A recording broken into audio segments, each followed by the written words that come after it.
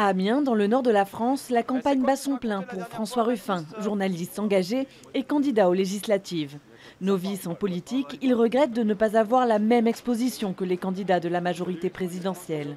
Je sens qu'il y a une mayonnaise qui est en train de prendre, quoi. Mais c'est beaucoup de travail pour ça. Parce qu'on n'est pas porté par un président de la République qui, lui, a de la pub tous les jours, un peu en fonction du ministère qui donne, qui prend, que ceci, que cela. Donc c'est sûr que c'est à contre-courant, mais bon, je pense que je sens plein de gens qui ont envie de... Bonjour monsieur. Maintenant qu'on a un banquier à l'Élysée, il faut peut-être mettre le peuple à l'Assemblée, sinon on va morfler pendant 5 ans. Récompensé par un César pour son documentaire Merci Patron, François Ruffin, 41 ans, se présente dans la première circonscription de la Somme avec le soutien de la gauche radicale de Jean-Luc Mélenchon.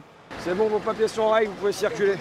Vous me voyez partout, à ce point-là. Sa stratégie, occuper l'espace. Il a fait de la défense des ouvriers son cheval de bataille et multiplie les opérations sur le terrain. De quoi bousculer les partis traditionnels, comme le Parti socialiste de la députée sortante Pascale Boitard, qui brigue un deuxième mandat. Moi, je ne prends pas les citoyens pour des imbéciles. Je pense que toute cette agitation, il n'y a pas que lui, c'est un petit peu la mode en ce moment en politique. C'est surtout de s'attacher au concret, à faire changer les choses concrètement dans le quotidien des gens. Dans cette circonscription qui englobe les quartiers populaires d'Amiens-Nord, mais aussi la petite ville d'Abbeville, le Front National a parachuté l'acteur Franck Delapersonne. Marine Le Pen a obtenu 46% des voix au second tour de la présidentielle dans la Somme. Mais le plus solide adversaire de François Ruffin pourrait être Nicolas Dumont. Maire d'Abbeville, issu du Parti socialiste, il est candidat pour la République en marche d'Emmanuel Macron.